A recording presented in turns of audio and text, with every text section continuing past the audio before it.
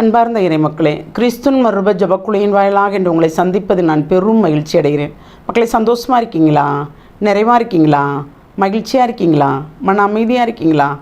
மக்களே, மகிழ்ச்சி மன அமைதி தான் நமக்கு எப்பொழுதும் நிறைவான ஆசிரியர் இல்லையா?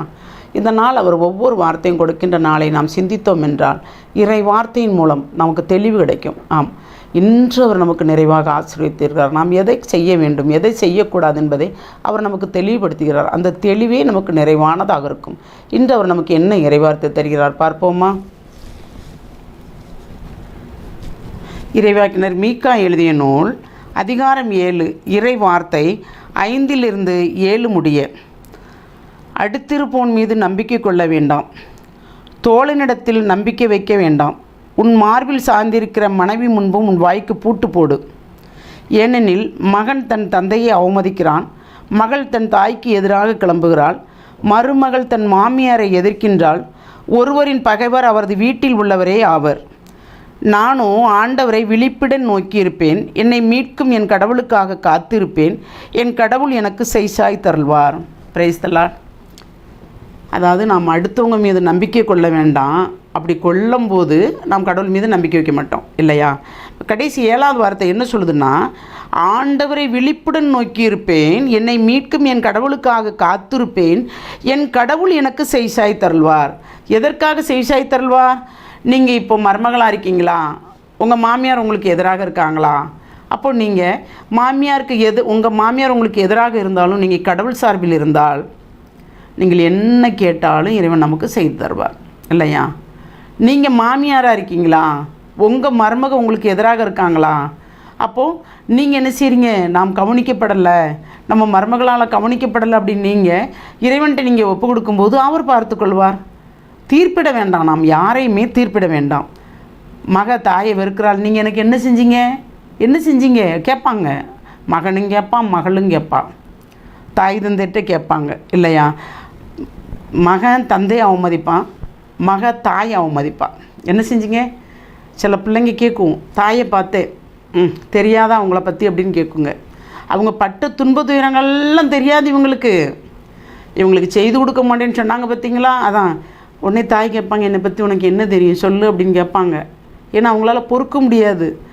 நம்ம இந்த பிள்ளைங்க எவ்வளோ உண்மையாக நம்ம இருந்து நம்ம பட்டினி கிடந்தாலும் நம்ம பிள்ளைகளை வளர்க்குறோம்.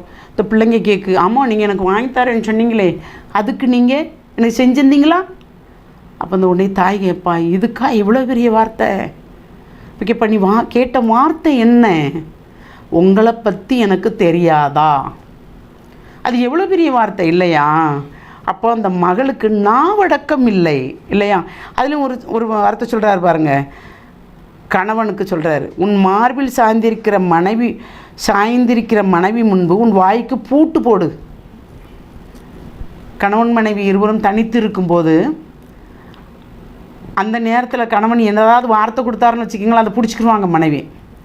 பெற்றுக்கொள்கிற வரைக்கும் நையின்னு நினைப்பாங்க. அதான் இந்த வார்த்தைகளை நமக்காகவே கொடுத்துருக்கிறார். அதான் அடுத்திருப்போர் மீது நம்பிக்கை வைக்காமல் இறைவன் மீது நம்பிக்கை வைப்போம். தோழனிடத்தில் நம்பிக்கை வைக்காது இறைவனிடத்தில் நம்பிக்கை வைப்போம். உங்கள் மார்பில் சாய்ந்திருக்கும் மனைவியோ, உங்களை அரவணைத்து கொண்டிருக்கும் கணவன் பேரிலோ நம்பிக்கை வைக்காமல் இறைவன் பேரில் நம்பிக்கை வைப்போம். அப்போ கணவனை நீங்கள் வேண்டான்னு சொல்கிறீங்களா அப்படின்னு சொல்லாதீங்க.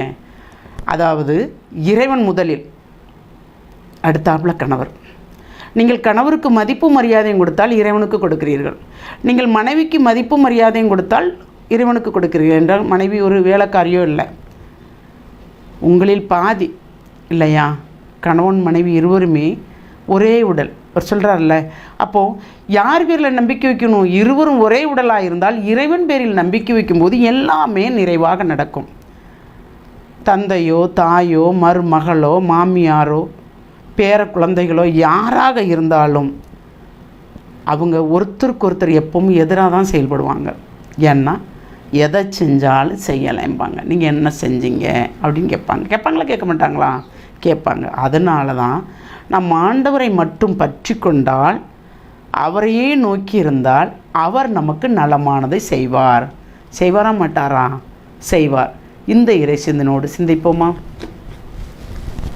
எல்லாம் வல்ல இறைவா, ஆமாண்டவரே, இவ்வுலகில் என்னென்ன நடக்கும் என்பதை முன்கூட்டியே இறை வார்த்தையின் மூலம் அறிவித்தவர் நீர் ஆண்டவரே. அதனால் நாங்கள் அதையும் கேட்டு அதன்படி நாங்கள் செயல்படுவதற்குண்டான ஆற்றலையும் வலிமையும் கொடுங்க ஆண்டவரே.